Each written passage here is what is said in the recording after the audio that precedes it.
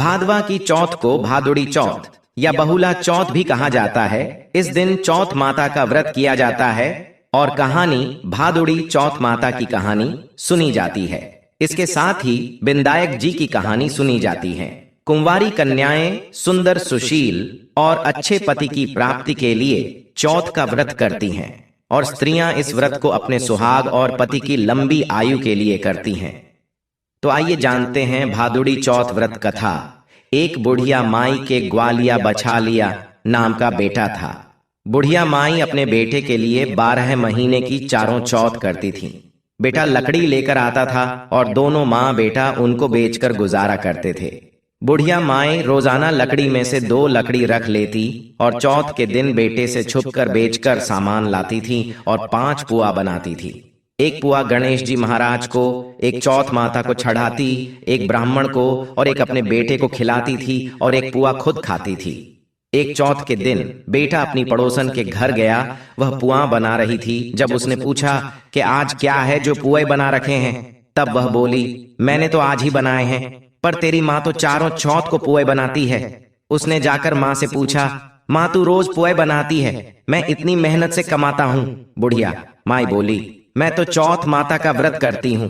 वह बोला कि तू मुझे रख ले या तो तू चौथ माता को ही रख ले। बुढ़िया माई बोली, मैं तो तेरे लिए ही चौथ का व्रत करती हूँ, इसलिए मैं तुझे छोड़ सकती हूँ, पर चौथ माता को नहीं। जब बेटा घर से जाने लगा तो बुढ़िया माई बोली, तू जा रहा है तो मेरे हाथ में से यह आंखा लेते जा, जहां संकट आए वहां ही पूर देना। बेटे ने सोचा बात झूठी है, पर ले चलने में क्या बुराई है।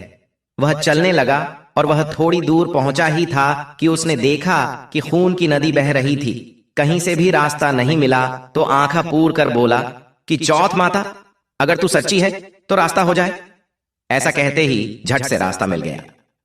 आगे गया तो घनघोर अंधेरा, उजाड़ फैला हुआ था। उसने मन में सोचा कि मुझे शेर भगेरे खा जाएंगे, इसलिए वह आंखा पूर कर बोला, चौथ माता मुझे रास्ता मिल जाए।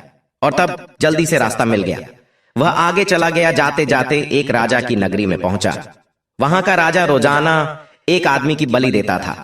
वह एक बुढ़िया माई के पास गया। वह बुढ़िया माई रोती जा रही थी और पुए बना रही थी। लड़के ने बुढ़िया माई से पूछा कि बुढ़िया माई क्यों रो रही हो, तो बुढ़िया माई ने जवाब दिया कि मेरे एक ही बेटा है जिसकी कल राजा बलि देने वाला है, मैं उसी के लिए पुए बना रही हूं। वह बोला, बुढ़िया माई अपने बेटे की जगह मुझे पुए खिला दे, मैं उसकी जगह बलि चढ़ने चला जाऊंगा। बुढ़िया माई ने कहा कि मैं दूसरे के पुत्र को कैसे भेज सकती हूँ, लेकिन वह नहीं माना तो बुढ़िया माई ने उसको पुए खिला दिए। अगले दिन जब राजा का संदेश आया तो बुढ़िया माई ने सोचा कि मैं कैसे दूसरे के बेटे को बलि चढ़ने के लिए भेज सकती हूँ, मैं ऐसा नहीं कर सकती। लेकिन बाहर की आवाज सुनकर वह जाग गया और राजा के आदमियों के साथ चला गया। वहां मटके पकाने का हाव, जिसमें कुम्हार मटकों को पकाता है, बना हुआ था, जो एक मनुष्य का भोग लेने के बाद ही उसमें हाव पकते थे। उन सब ने मिलकर उसको हाव में चुन दिया। वह आंखा पूर कर हाव में बैठ गया। एक दिन में ही हाव पक गया और मिट्टी के घड़े सोने चांदी के बन गए। वहां एक जमादारनी झाड़ू लगा रही थी।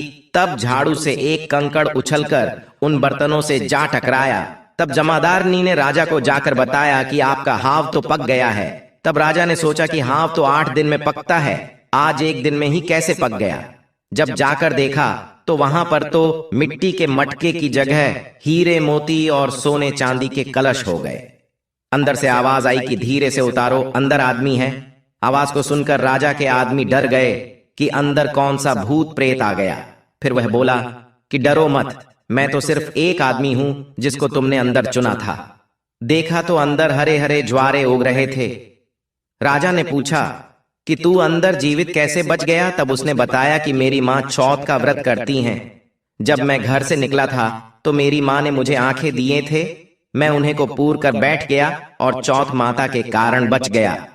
तब राजा ने कहा कि मैं तेरे को एक घोड़े पर बैठाकर सांकल बांध देता हूं, यदि वह सांकल खुलकर मेरे बंध जाएगी तो मैं चौथ माता को सच्ची मान लूंगा। तब वह आंखें पूर कर बैठ गया और चौथ माता से कहने लगा, हे चौथ माता, अब तुम ही मेरी लाज बचाना।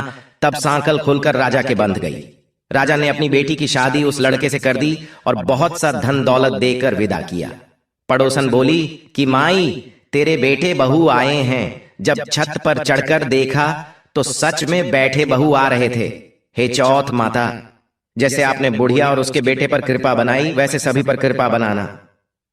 भादवा की चौथ माता की कहानी कहने वाले को, कहानी सुनने वाले को, हुंकारा भरने वाले को और पूरे परिवार पर अपनी कृपा बनाना।